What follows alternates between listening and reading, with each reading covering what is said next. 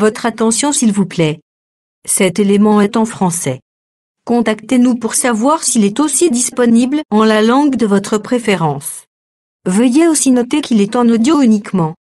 Dépourvu de ce fait d'image originaire.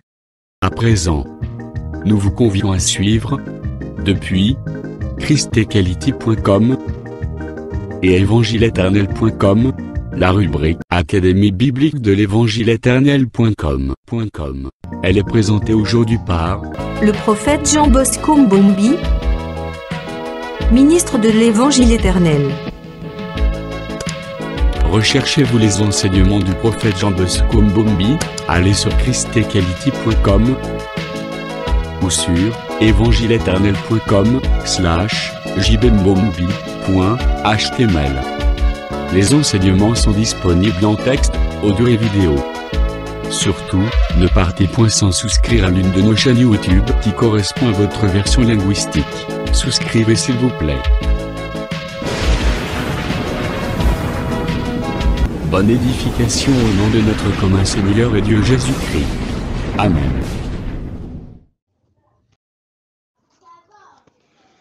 Gloire soit rendue à Dieu. Nous bénissons le Seigneur pour l'opportunité.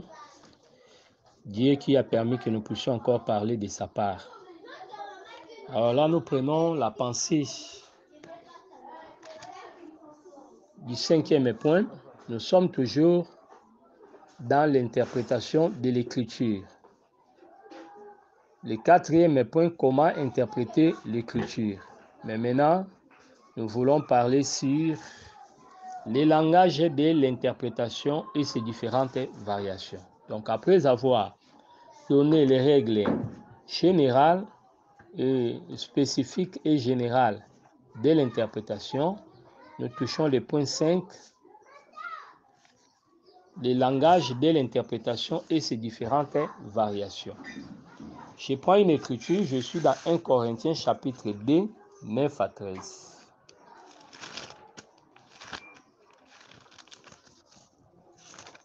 1 Corinthiens chapitre 2, commence par le 9e verset.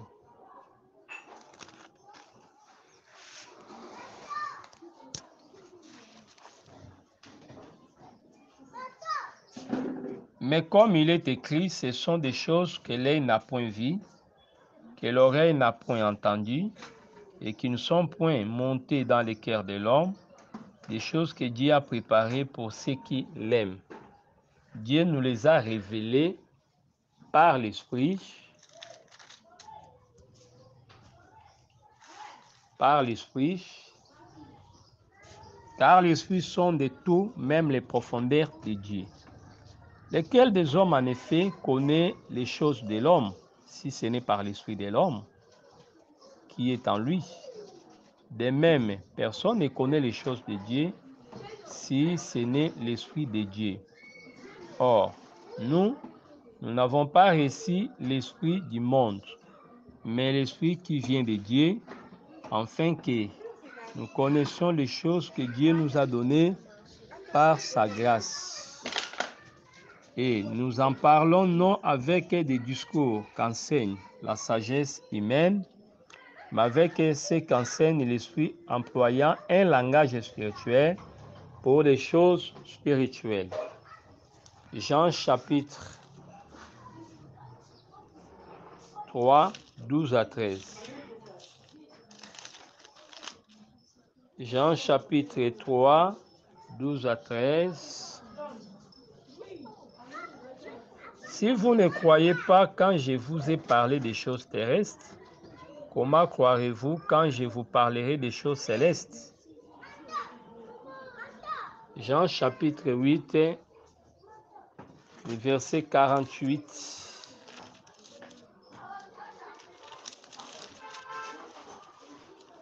Jean 8, 48. Les Juifs lui répondirent, non, ce n'est pas ça. Je prends la pensée.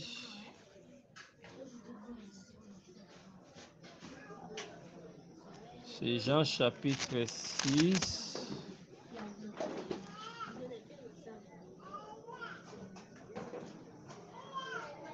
Je vais revenir avec l'écriture. Là, Jésus dit, pourquoi ne comprenez-vous pas mon langage? Donc, il a dit, pourquoi ne comprenez-vous pas mon langage?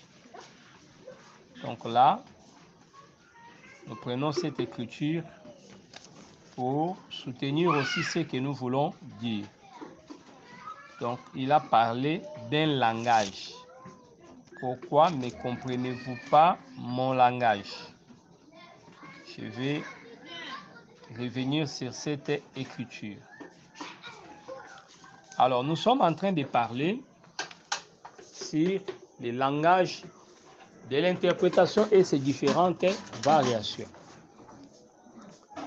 Vous allez remarquer que les frères Paul parlaient sur les choses des hommes.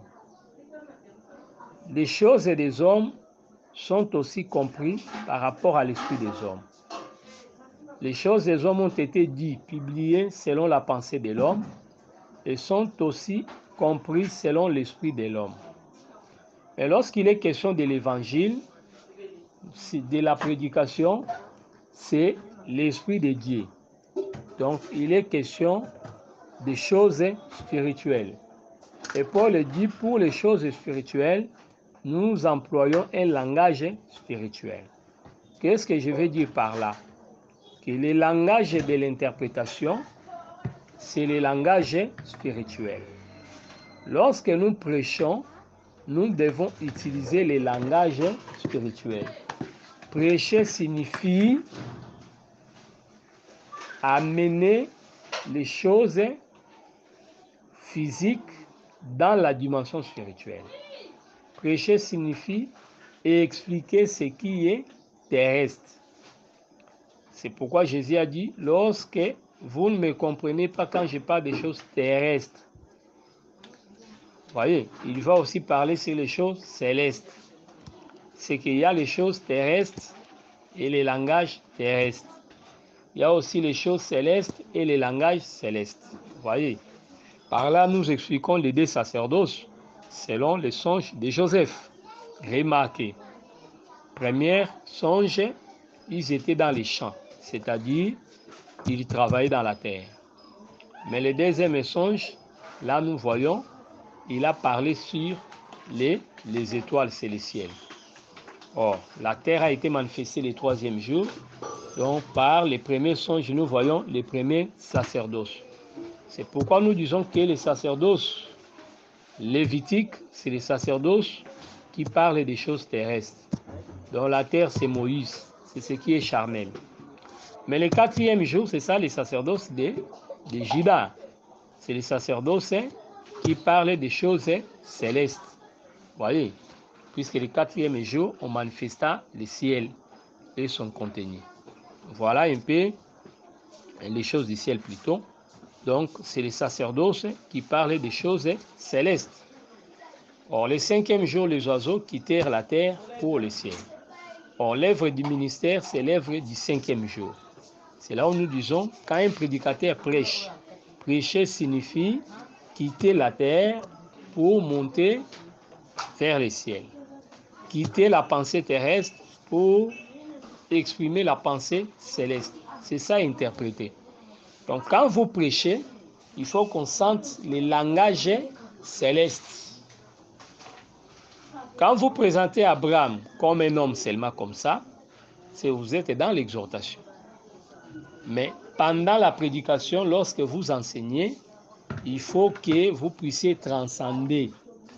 Quand vous ne transcendez pas, cela signifie que vous êtes encore sur la terre. Donc, vous n'avez pas donné la pensée céleste. C'est très, très important. Donc, il faut interpréter l'écriture. Interpréter signifie dégager la pensée spirituelle. Donc, ça consiste à rendre clair les langages figurés. Comment?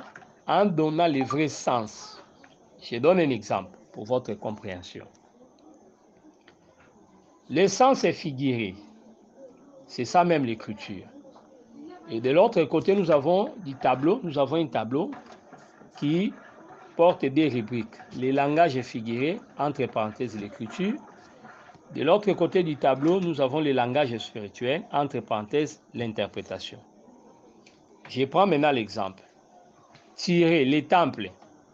Voyez, 1 Jean chapitre 2, quand vous prenez le verset 19 à 20, l'écriture dit « Détruisez ces temples ». Jésus disait comme ça. Détruisez ces temples. Quelle est la compréhension du temple? Jean chapitre 2, verset 21. Il parlait de son propre corps. Donc, quand on dit le temple, c'est le langage figuré. Mais quand on dit le corps de Jésus, c'est ça l'interprétation du temple. Voyez? Donc, quand quelqu'un prêche jusqu'à la fin de la prédication, il ne parle que du temple, c'est qu'il n'a rien dit. Il n'a pas donné la vraie pensée de Dieu. Donc, la pensée de Dieu, c'est le corps de Jésus. Donc, quand Jésus disait détruisez ces temples, il voulait dire seulement détruisez mon corps, tuez-moi. Mais je les rebâtirai le troisième jour, c'est-à-dire je serai ressuscité le troisième jour. Voilà sa pensée. Voilà comment est-ce qu'il faut comprendre les choses. Un autre exemple. Les levains des pharisiens. Nous sommes dans Matthieu chapitre 16. Quand vous prenez les versets 6 jusqu'au 12. Donc vous allez comprendre que là-bas, il est question des levains des pharisiens. Mais lorsqu'il a parlé à ses disciples, méfiez-vous, gardez-vous des levains des pharisiens. Ils n'avaient pas compris. Vous comprenez? Donc les levains des pharisiens, cette façon de parler, c'est ça que nous appelons les langages figurés. Mais les langages de l'interprétation, c'est ça l'explication. Il a expliqué ça. Méfiez-vous ou gardez-vous de l'enseignement des pharisiens. Voyez, c'est pourquoi il se mettait dans les raisonnements pour chercher à comprendre qu'est-ce que le Seigneur voulait dire. Mais il voulait parler de l'enseignement. Donc quand nous disons les levains des pharisiens, vous voyez l'enseignement des pharisiens. C'est ça. C'est pourquoi nous devons retenir que la prédication doit être claire. C'est-à-dire, interpréter, c'est rendre claire la pensée de la loi. C'est-à-dire, nous quittons le troisième jour pour le quatrième jour. Nous quittons la terre pour le ciel. Donc, un ministre, c'est un oiseau qui doit s'envoler. C'est-à-dire, quand vous prêchez du début à la fin, vous êtes dans les choses terrestres, vous n'avez rien dit. C'est que le peuple n'aura pas la vie. C'est pourquoi le frère Paul a donné le conseil, s'il n'y a pas d'interprète, que l'on se taise. Un prédicateur, c'est un interprète. C'est quelqu'un qui doit expliquer la pensée de Dieu. C'est pourquoi là, nous mettons la différence, nous faisons la différence entre traduire et interpréter. Vous voyez, Aaron était l'interprète de Moïse. Cela ne signifie pas que Moïse parlait une autre langue et lui traduisait, non. Joseph parlait la langue égyptienne, les traducteurs ramenaient les choses dans la langue cananéenne pour la compréhension de ses frères. Ça, c'est la traduction.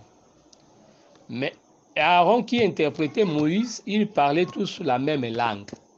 C'est ça la différence. C'est pour ça que nous faisons dans nos assemblées, c'est la traduction. Vous prêchez en français, soit en lingala, quelqu'un fait la traduction. Vous prêchez en français, quelqu'un ramène ça à lingala. Ça, c'est la traduction. Mais quand nous entrons dans l'interprétation, là, c'est donner le sens. La loi est écrite en français, mais les juristes viennent faire la traduction, l'interprétation. Donc, donner la vraie pensée. C'est ce que nous devons comprendre. Voilà ce que nous devons comprendre dans cette chose-là. Alors, retenons que lorsque nous prêchons, nous devons rendre les choses claires. La prédication de l'esprit ne doit pas garder des zones d'ombre. La prédication doit être claire. Ramener les choses et dites ça clairement. C'est ça interpréter. C'est pour 2 Corinthiens chapitre 3, 13 à 18. il est question du voile. J'aimerais lire cette portion de l'Écriture. 2 Corinthiens chapitre 3, 13 à 18.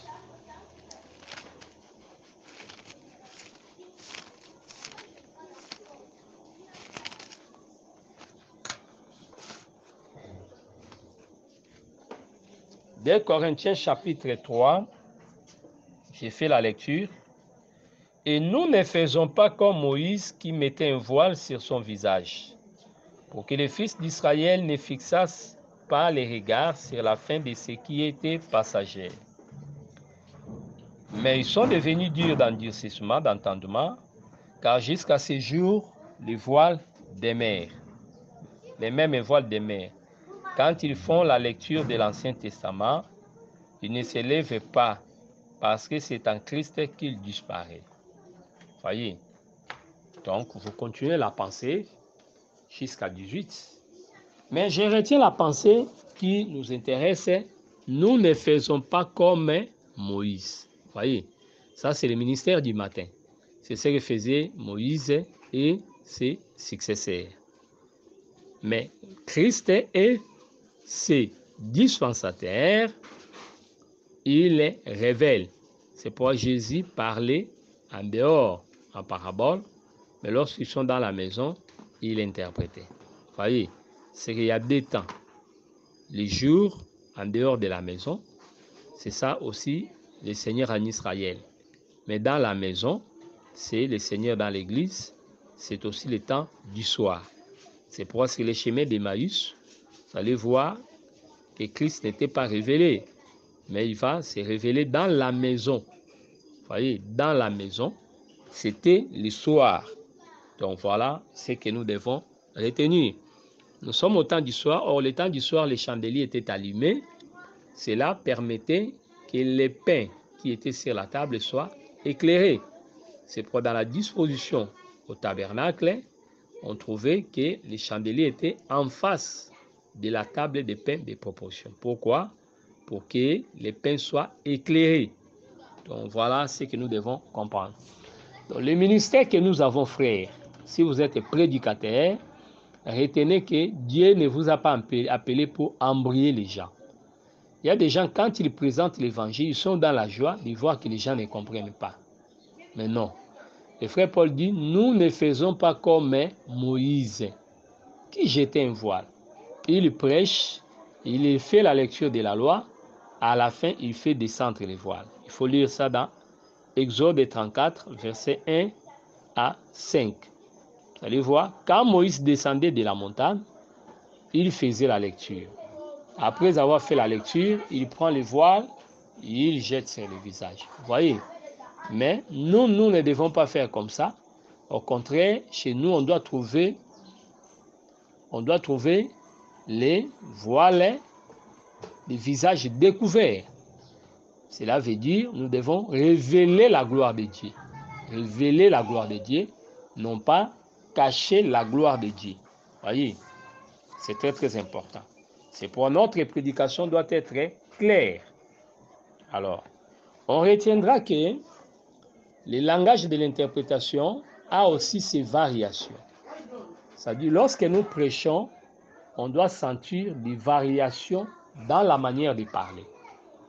C'est pourquoi, quand nous parlons de variations, je prends la pensée de 1 Corinthiens, chapitre 14.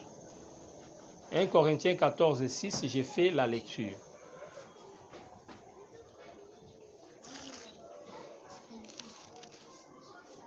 « 1 Corinthiens 14, le verset 6.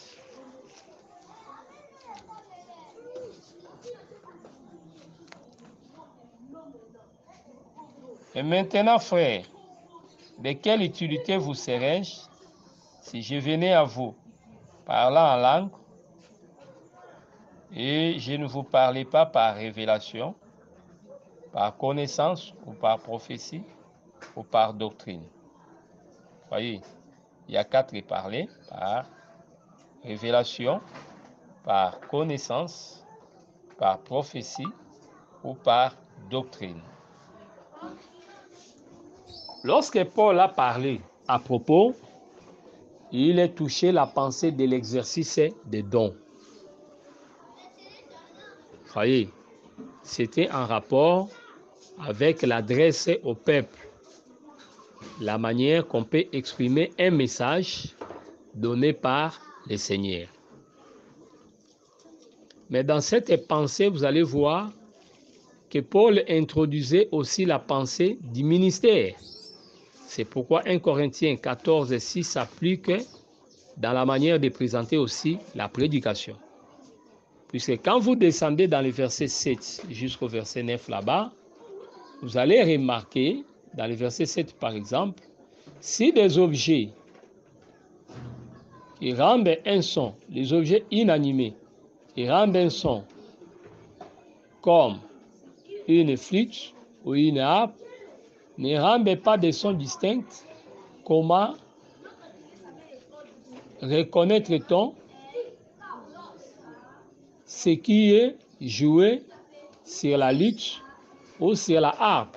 Vous voyez, ces éléments donnent des sons distincts.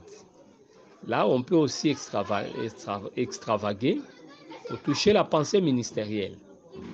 Et quand les gens confondent les ministères, donc c'est-à-dire les 5 grâces ministérielles, disant que c'est la même chose, c'est pratiquement faux. Vous voyez, l'Église d'Éphèse avait la connaissance. Apocalypse 2 explique clairement, dans les versets 3 à 4, que vous avez éprouvé les faux apôtres et vous avez trouvé qu'ils ne l'étaient pas. C'est-à-dire cette Église savait qui est ce qu'on appelait apôtre. Vous voyez, c'est très très important. Par là, j'aimerais aussi dire que les ministères, les 5 grâces ministérielles sont aussi comme les objets inanimés, différents objets inanimés. Quand on joue à la guitare, on sent que ça c'est la guitare. Quand on joue au tam-tam, on sent que ça c'est le tam-tam. Quand on joue la lutte, les luttes, on sent aussi, ainsi de suite. Donc voilà ce que nous devons comprendre. Par là, je voulais seulement affirmer que chaque ministère a son son, a sa particularité, et les 5 grâces sont différentes dans leur manière de s'exprimer. Alors, Paul parle ici de 4 manières de parler. Donc, lorsque nous présentons l'évangile ou la prédication de l'esprit, nous empruntons 4 variations ou 4 parlers. On peut exprimer la pensée par révélation, par prophétie, par connaissance et par doctrine. C'est ça 1 Corinthiens 14, le verset 6. Vous voyez, et lorsque nous parlons, nous ajoutons les richesses. Nous parlons dans la richesse. Quand nous abordons la révélation, nous exprimons aussi les richesses de cette manière de parler. Et c'est ça qu'on appelle la broderie. La broderie. Donc, nous essayons un peu de pouvoir présenter des richesses dans ces parlers-là. Dans chaque parler, quand on aborde un parler, et on enrichit une pensée, on appelle des témoins pour broder. Donc, c'est cette manière de dire que nous appelons la broderie. Lorsque nous enrichissons une pensée, c'est-à-dire nous sommes en train de broder. Donc là, nous disons, il y a un seul évangile qui peut être exprimé de 4 manières. Alors là, je vais expliquer maintenant les 4 parlers, ou ces 4 manières. 4 manières, 4 variations, ou 4 parlers. Qu'est-ce qu'on appelle parler par révélation? Parler par révélation, nous parlons par révélation lorsque nous dévoilons la pensée de Dieu cachée dans l'Écriture. Donc là, nous avons parlé par révélation. Je prends le livre de Galates chapitre 4, versets 21 à 22.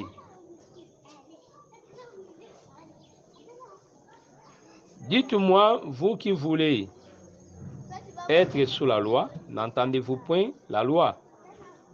Car il est écrit qu'Abraham ait eu 2 fils, l'un de la femme qui est esclave, et un de la femme libre. 23. Mais celui de l'esclave naquit selon la chair, et celui de la femme libre naquit en vertu de la promesse. Car ces choses sont une allégorie, car ces deux femmes sont des alliances.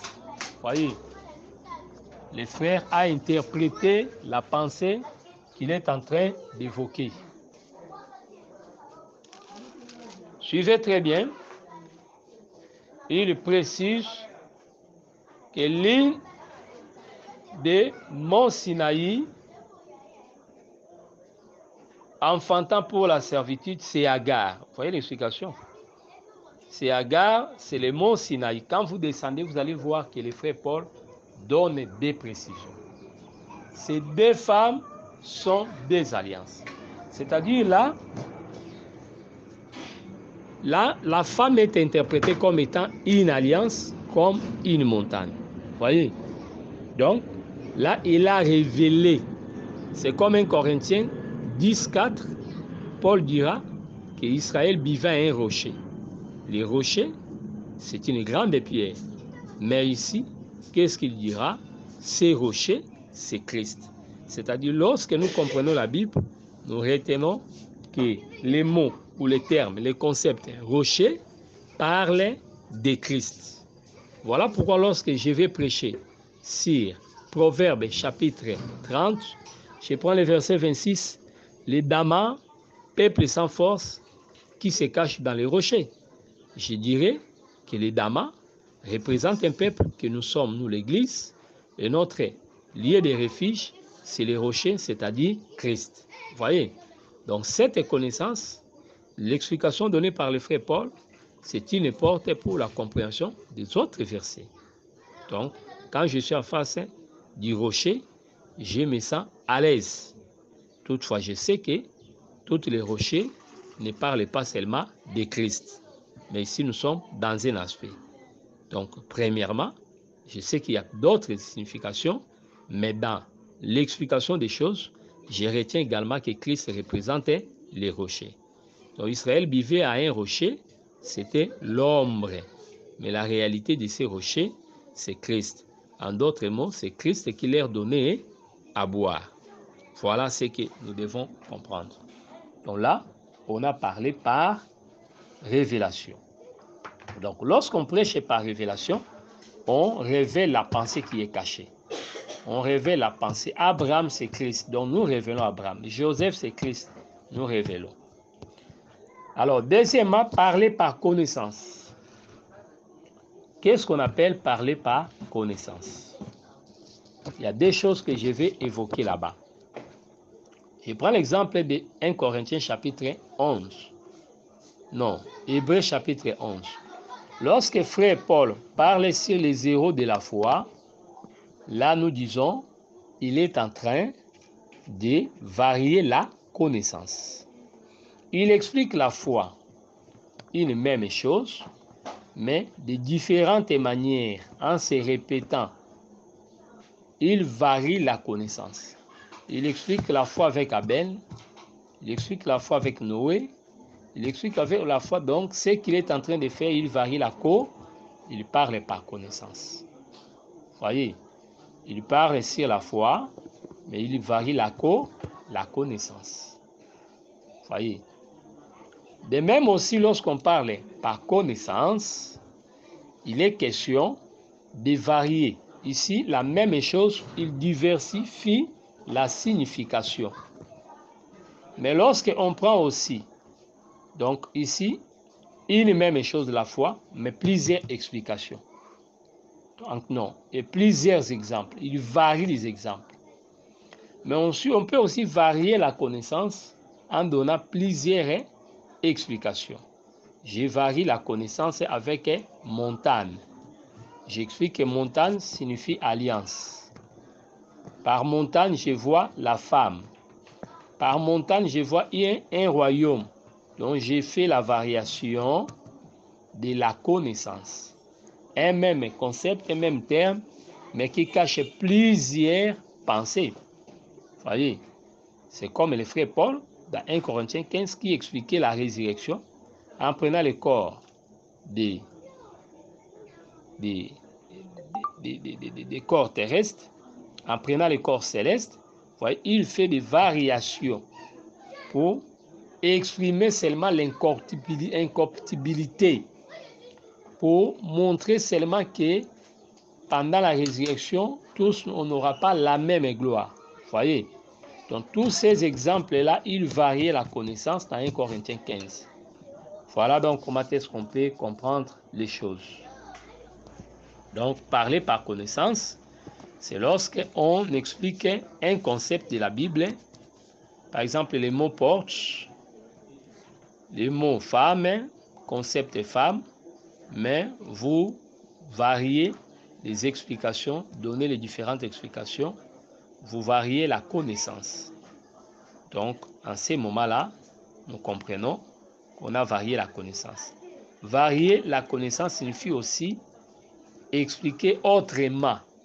Même une révélation peut être ramenée dans la connaissance. Vous prenez une parabole, vous expliquez ça, vous révélez. Par cette révélation, c'est une connaissance. Mais lorsque vous prenez ça encore dans un autre sens, vous variez la connaissance. Donc, expliquer d'une autre manière. C'est ça aussi, parler par connaissance. Parler par connaissance, c'est lorsqu'aussi nous ramenons les choses à la manière des hommes. Voyez, à la manière des hommes. C'est pourquoi on peut aussi parler de quelque chose, mais on dit, dans la connaissance, cette chose signifie ça. C'est-à-dire, on veut dire seulement, à la manière des hommes, cette chose signifie ça. Donc, vous parlez aussi à la manière des hommes. Là, vous restez dans nos pratiques. Là, vous êtes dans la connaissance. Voyez, c'est pourquoi, lorsque on prend aussi l'écriture comme telle sans l'interpréter, ça peut aussi traduire une connaissance. Je donne un exemple. C'est pourquoi vous allez remarquer, je donne un exemple, que vous êtes en train de parler sur quelque chose. Alors, par exemple, le témoignage de Dieu est reconnu vrai. Je suis dans l'enseignement. Quand on dit le témoignage de Dieu est reconnu vrai, ce n'est pas le témoignage de deux personnes. Le témoignage de Dieu est reconnu vrai, c'est le témoignage de Moïse et le témoignage des prophètes. Vous voyez, c'est comme ça. Le témoignage de Dieu est reconnu vrai, c'est le témoignage de la loi et le témoignage de la grâce. C'est le témoignage de Moïse et le témoignage de Dieu. Jean a rendu témoignage et le ciel a rendu témoignage. C'est ça. Mais dans la connaissance, je peux aussi dire, voilà pourquoi, lorsque tel avait parlé, vous allez remarquer l'autre encore avait parlé. Donc je prends l'exemple dans la Bible d'un fait qui était passé. Voyez, Bathsheba parlait et vous voyez, vous allez voir, Nathan vient pour confirmer.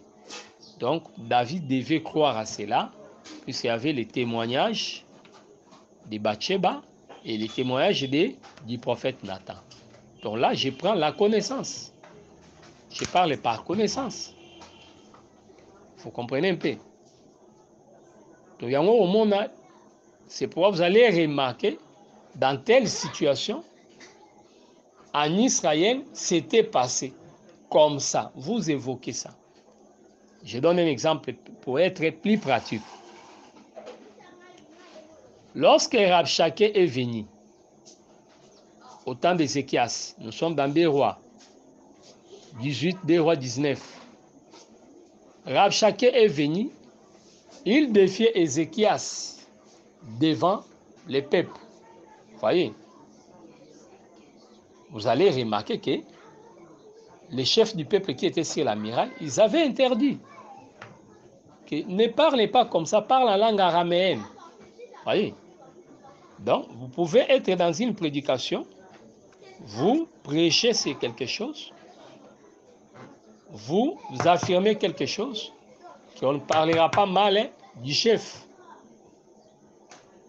Voyez, mais vous prenez une connaissance, vous ramenez cette pensée, c'est pourquoi vous allez remarquer au temps d'Ézéchias, Rabshakeh lorsqu'il parlait, les anciens lui avaient dit de ne pas parler en langue hébraïque, qu'il parle en langue araméenne. Comprenez? Donc, la langue de la diplomatie, pour que les autres n'écoutent pas. Donc, on comprend par là, on a pris cet exemple-là, Brit. Vous comprenez? Une mère doit aimer. Tu dois aimer l'église. Quand tu es conducteur, l'église, c'est comme un enfant. Tout ça, vous devez aimer. Vous parlez de l'amour maternel. Mais vous descendez aussi dans la connaissance, vous puisez la pensée. C'est pour autant de Pharaon, la femme n'a pas voulu que son enfant soit tué. Il a préféré que l'enfant soit vivant. On n'a rien interprété, mais on ramène cette pensée-là. Donc là, on a parlé par connaissance. Voyez. Alors, qu'est-ce qu'on appelle parler par prophétie? Donc A, c'était parler par révélation. Les points B, parler par connaissance. Les points C, maintenant, parler par prophétie. Parler par prophétie signifie prophétiser. Or, prophétiser veut dire d'avance, parler d'avance, annoncer d'avance. Vous allez trouver dans les langages du frère Paul. Par exemple, 1 Corinthiens chapitre 15, vous prenez le verset 50 à 52. Lorsqu'il dit « Nous ne mourrons pas tous », il prophétisait, c'est au futur. Mais nous serons tous échangés. Voyez, Matthieu 24, l'expression de Christ, vous allez voir, il prophétisait. Je vous dis ces choses en avance. C'est la prophétie. 1 Thessaloniciens 4, 13 à 17. Vous allez comprendre que le frère Paul aussi prophétisait. Nous ne mourrons pas tous. Il dit d'avance. Quand on parle sur les choses qui viendront dans la suite des temps, nous sommes en train de prophétiser. Lorsque nous ramenons une pensée, dans sa pensée prophétique, nous sommes en train de prophétiser. Vous comprenez? C'est pourquoi je peux donner un exemple pour aussi comprendre. Lorsque Jésus était recherché par Hérode, Hérode voulait le tuer. La Bible dit quoi? On a amené l'enfant en Égypte. Mais de l'autre côté, on a tué tous les enfants de 2 ans. Vous comprenez? Cette chose-là, c'était arrivé avec le Seigneur Jésus. Voyez? Mais ces enfants-là qui sont tués, dans la prophétie, ça parlait de la grande tribulation. Voyez? C'est quand je ramène cette pensée-là loin dans la suite du temps, je suis en train de prophétiser. Lorsqu'on tuait les enfants en Égypte au temps de Moïse, cette chose parle de la grande tribulation. Quand la bête va tuer, c'est-à-dire, j'ai prophétisé. Donc voilà comment est-ce que nous devons comprendre les choses. Donc quand nous annonçons les choses, nous sommes en train de prophétiser. Donc voilà un peu ce que nous devons retenir. Parler par prophétie, c'est annoncer les choses d'avance. Parler par prophétie, c'est le fait de dévancer, de prophétiser au cours d'une prédication. Quand Christ est venu, les renards étaient les pharisiens. Vous comprenez? Étaient les pharisiens. Donc, la saison, la venue de Christ annonçait la saison de la fertilité. C'est pour protéger les champs, attraper-nous les renards. C'est-à-dire, on mettait fin au sacerdoce lévitique. Mais dans la pensée prophétique, attraper-nous les renards signifie mettre fin à tous les faux prophètes. Voyez? Mettre fin au roi de la terre. Ça, c'est la pensée prophétique. À la croix, Jésus éleva les mains. C'était la victoire du peuple. Mais dans la pensée prophétique, l'élévation des mains de Moïse, ce n'est pas la croix. Dans la pensée prophétique, c'est l'Armageddon. Vous comprenez? Donc là, nous prophétisons, nous amenons la chose plus loin. Alors, je termine par les points D, parler par doctrine. C'est lorsque on établit les principes, c'est lorsque on parle selon les commandements. Quand vous lisez 1 Corinthiens 7, vous allez voir les commandements donnés par les apôtres. Vous comprenez? 1 Timothée chapitre 2, le verset 12, « Je ne permets pas à la femme d'enseigner. » Quand je parle selon les commandements des apôtres, je parle par doctrine. Que les femmes se taisent dans les assemblées. 1 Corinthiens 14, 34. Je parle par doctrine. Pour éviter l'impudicité, 1 Corinthiens 7, 1 à 2, que chaque homme ait sa femme et que chaque femme ait son mari. C'est un ordre. Par là, lorsque je répète cela au cours d'une prédication, je suis en train de parler par doctrine. Que celui qui vole ne vole pas. Ah, vous voyez, je parle en mettant comme base les principes laissés par les apôtres. Quand nous donnons les commandements, la doctrine, c'est les commandements du Seigneur. C'est les commandements. Quand nous donnons les commandements, voyez, le frère Paul disait ça, c'est les commandements. Il a donné des avis, 1 Corinthiens 7, mais quelque part il dira, c'est les commandements. Donc quand il est question du commandement, c'est les questions de la doctrine. Voilà ce que nous devons retenir. Donc pour terminer, nous disons que une prédication ne peut pas être présentée seulement dans la révélation. Non. Je suis là en train de prêcher seulement dans la doctrine. Non. Mais remarquez très bien. Il y avait un seul fleuve, mais qui donnait 4 bras. C'est un seul Jacob avec 4 femmes. C'est là où nous disons aussi que la prédication a 4 manières ou 4 parlers. Vous voyez? Mais lorsqu'on construisait les tabernacles, vous allez remarquer que les tissus étaient faits par 4 fils ou 4 couleurs. On ne les plaçait pas différemment, mais on les mettait ensemble. Donc, on les mettait ensemble. C'est-à-dire, au cours d'une prédication, on doit trouver que vous avez parlé par prophétie. Il faut varier la prédication. Vous parlez dans la prophétie, vous parlez dans la révélation, vous parlez dans la connaissance, et vous allez faire asseoir les choses dans la doctrine. Donc, la doctrine, c'est ça, les parler essentiels. Voyez, et nous devons toujours beaucoup parler en doctrine, par doctrine, pour communiquer la vie au peuple. Voyez, donc vous voyez, un fleuve avec 4 bois, pourquoi? Pour que la vie soit. Donc si vous voulez que la vie soit manifestée au cours d'une prédication, vous devez varier la prédication. Et lorsque vous amenez cette variation, vous présentez les 4 manières, là, nous sommes en train de varier les manières. Mais toutes ces manières sont au cours d'une prédication, on les trouve. Vous voyez, il y a des parlers qui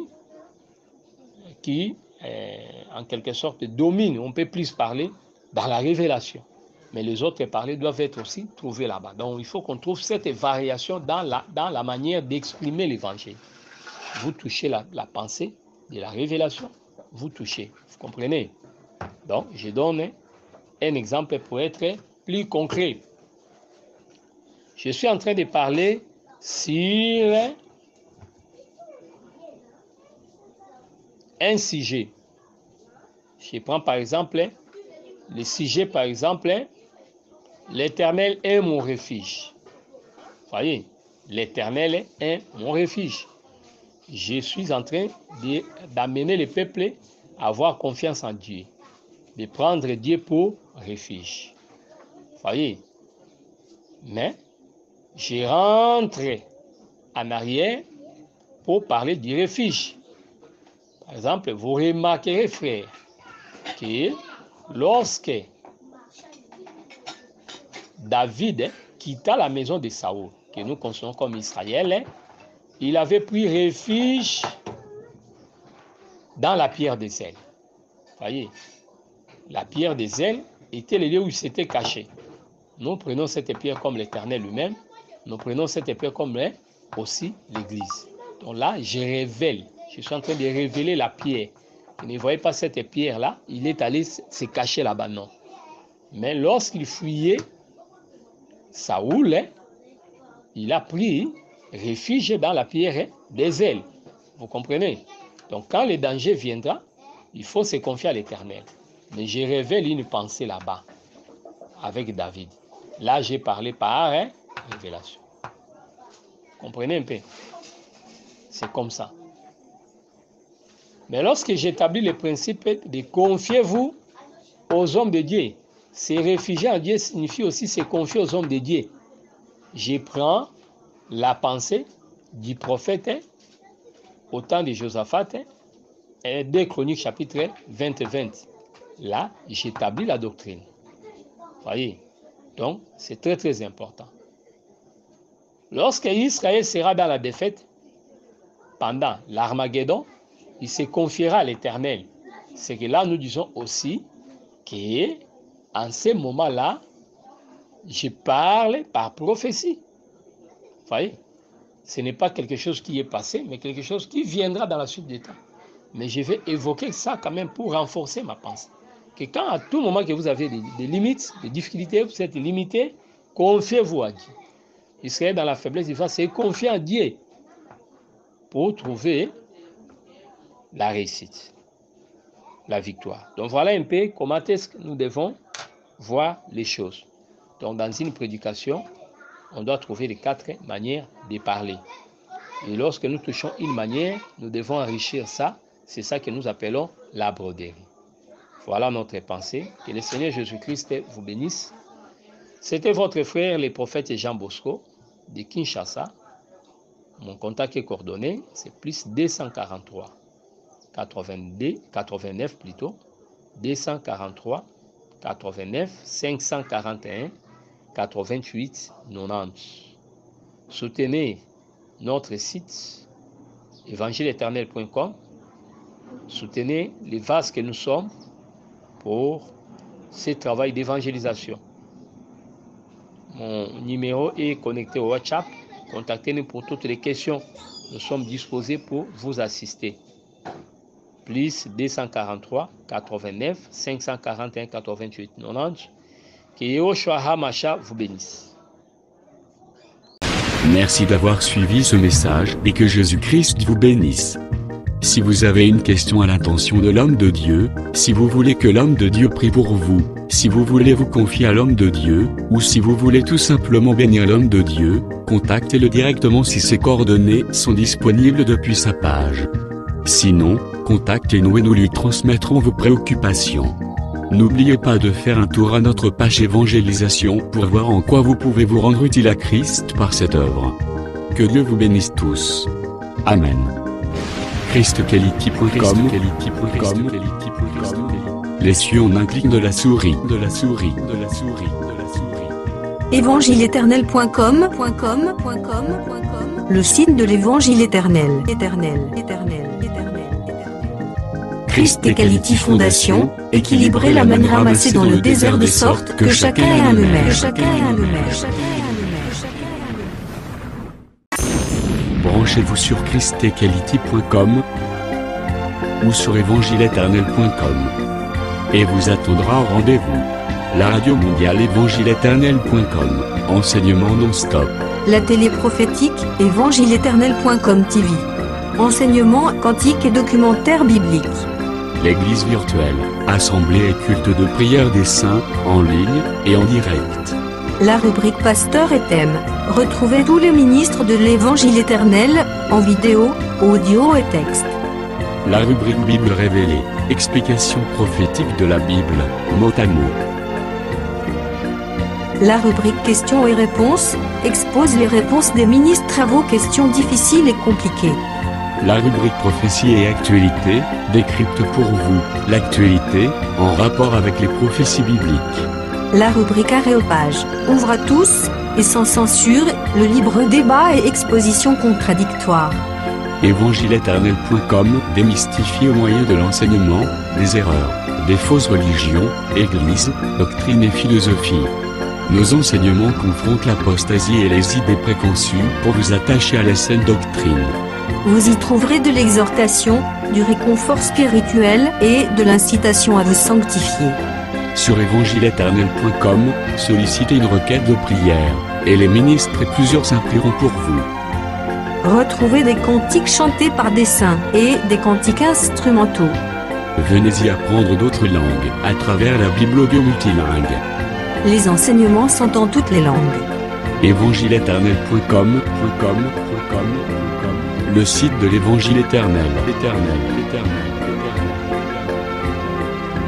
Motivez-nous en souscrivant à l'une de nos chaînes YouTube, celle de votre préférence linguistique. Et venez évangéliser avec nous en partageant, autant que faire se peut, notre site web, nos YouTube channels ainsi que toutes nos publications. Merci de le faire et que Jésus-Christ notre commun Seigneur et Dieu vous bénisse tous. Amen. christequality.com. Les cieux sont à la portée de votre main, juste par un simple clic de la souris. Christ Equality Fondation, équilibrer la manne ramassée dans le désert de sorte que chacun ait un aimère.